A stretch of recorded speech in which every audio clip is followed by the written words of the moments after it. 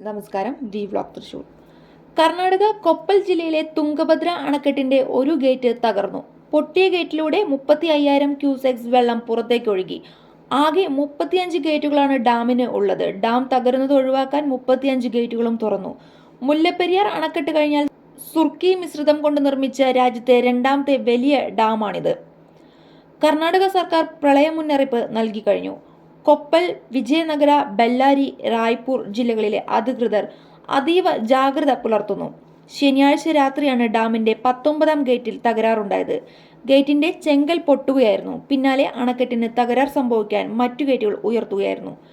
60 DMC വെള്ളം ഒഴുക്കിക്കളഞ്ഞാലേ ഗേറ്റിലെ അറ്റകുറ്റപ്പണികൾ നടക്കൂ എന്ന് അധികൃതർ പറഞ്ഞു.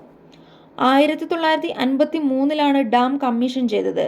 ആന്ധ്രയും തെലങ്കാനയും ഉൾപ്പെടെയുള്ള സംസ്ഥാനങ്ങളിലെ കർഷകർ ആശ്രയിക്കുന്നത് ഡാമിലെ വെള്ളം തന്നെയാണ്.